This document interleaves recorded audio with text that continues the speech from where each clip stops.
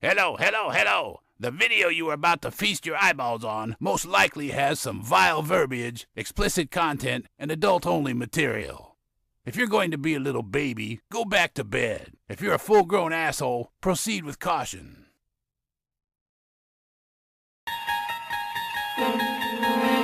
You unlock this video with key of the Open Bottle Society. Beyond it is another beer review. A review of malt. A review of hops. A review of yeast. You're moving into a land of both ales and lagers, of Seamus's Piggly Squirts.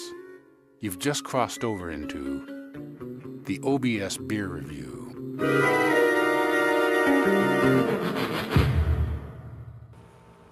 Hey guys, thank you guys for tuning in to the Open Bottle Society. My name is Key. And I'm Paul. Head over to obsbeers.com, do all the exploring. You're going to see all the cool shit we do for the beer community. Now that that's out of the way, Mr. Paul, what are we doing? We are drinking Helens Blend by Jack's Hard Cider, 5% ABV. These guys have two websites, jackshardcider.com and hauserestate.com. Okay. This is a gluten-free product. And what's the name of the cider? It's called Helens Blend. Ah, okay, and it's a low ABV. And they're out of Pennsylvania. No. Yeah, they are from Pennsylvania. Did you tell them that? No, I didn't see it. Well, let's see here. It says, yeah, they're in Biglerville, Pennsylvania. Biglerville? That sounds a little podunkish, like they should be somewhere in Oklahoma. Here we guys go. Look how clear that is. Look at that. That's a white wine right there. Crazy. That's clear as hell. Yeah, that is clear. Super filtered right there. All right, guys. So what we're going to do is we're going to get right down to it. Here we go. Cheers to the smell. Paul, what are you getting? I'm getting a little bit of boozy, which is it does kind of smell like a white wine, and I'm getting a little bit of the boozy smell, but I can't pick out the type of apples. Usually I can. This one I can't. It's not familiar to me. It smells like a Chardonnay and bubblegum. You're getting bubblegum? Smell like Chardonnay and bubblegum. Okay. Maybe cotton candy. He's getting something sweet out of there, you guys. I really can't really tell on this one. Are you sure you didn't snort some bubblegum or cotton candy before we started? Absolutely. I can guarantee you that shit right now. All right, guys, that's what I'm getting on the nose, guys. I don't want to dig in too deep because then it just defeats the purpose of just smelling it. You know what I mean? So here we go. Cheers to the taste.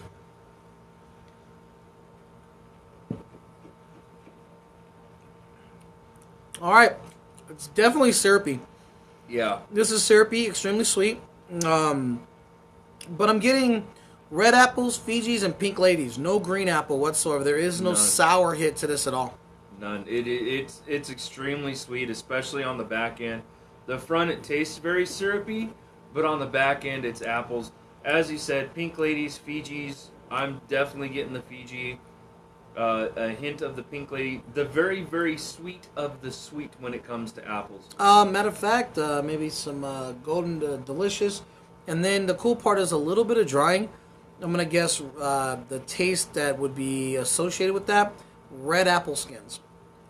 A little bit of that drying from the red apple skin. You know what I mean? Yeah. A little bit of that right now. Might be getting a hint. I do get the drying, and that might be what it's from. Yeah. So, but guys, again, there is no sour to this. The green apples are predominantly sour and sweet, but there is no sour to this. It's like apple juice with a little bit of booze, but it's real syrupy, real sticky, a little thick. That's about it. That's all I'm getting on this. It's just a very sweet cider. Very, very sweet. All right, Paul. Oh, and the carbonation is not really there either. No, it's very light. Yeah, it's very light. It's pretty interesting, though. It's sweet as fuck. I'll tell you that right now. Yeah. If you're a diabetic, you might want to avoid this one. Get your insulin up and shit. Here we go. All right, so Paul, what do you got? 0 to 5. I'm going to give this a 3.1. It's just slightly better than an average cider.